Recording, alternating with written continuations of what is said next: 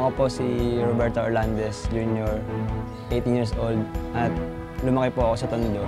Ako po si Mark Anthony Bergado, 18 years old.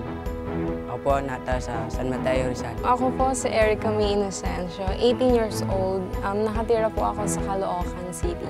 Nga pala po si Marlo Lumukso. I'm 26 years old. Nakatira po ako sa El Segates Village. Ako si Jesus Landagan, tunay na pangalan. Tawag nila sa amin, Coach Jess. And then, 58 years old na ako.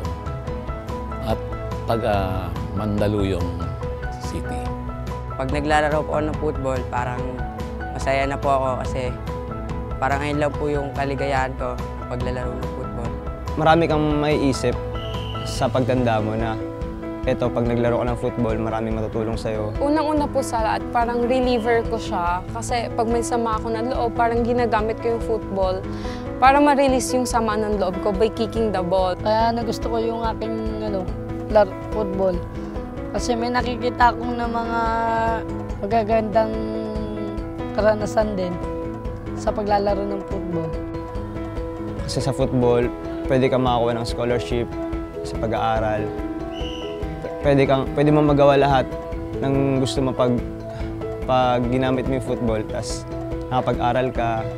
Nakakatulong siya sa pag-aaral, ganon.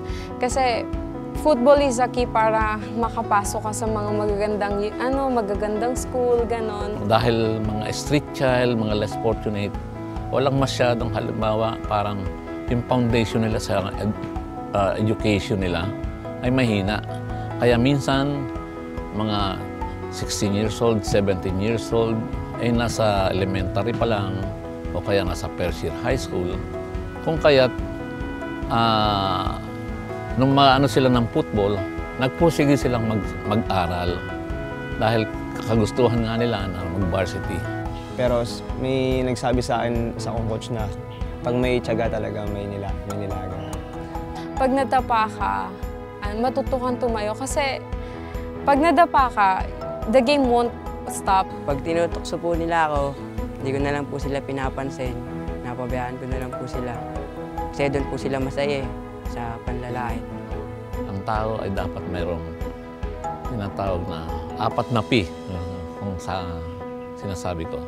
Unang-una yung pakiramdam. Importante po sa akin magturo ng football sa kapwa ko, lalo na sa mga younger ones. Kasi sa panahon ngayon parang nag-aano na po yung football, parang umaano na siya, lumalago na siya, ganun. Unlike dati, puro basketball, ganun.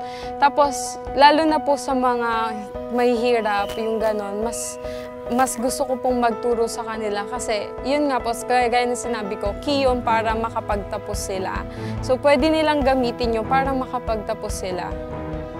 Kailangan nalalaman mo kung anong mga bagay-bagay na nangyayari sa iyong paligid. Aksyonan mo kung ito ay maganda, yung tinatawag na mali at tama nararamdaman mo. Pangalawa ay yung pakikisama. Sa paglalaro ng football, marami akong natutunan sa mga kalaro, kaibigan, at walang away, walang gulo. Ang mga tao, mga kaibigan, ay matutuwa o masisiyahan kung ikaw ay may pakisama. And then, sinasabi na meron kang pagkusa.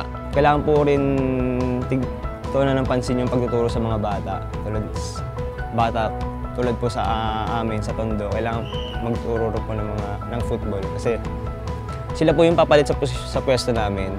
At tsaka rin po, makakatulong rin po siguro ako sa kanila, sa future nila. Sa mga bagay-bagay na pwede mong gawin na nang hindi kinakailangan na utusan ka pa o mayroong kabayaran na gagawin mo.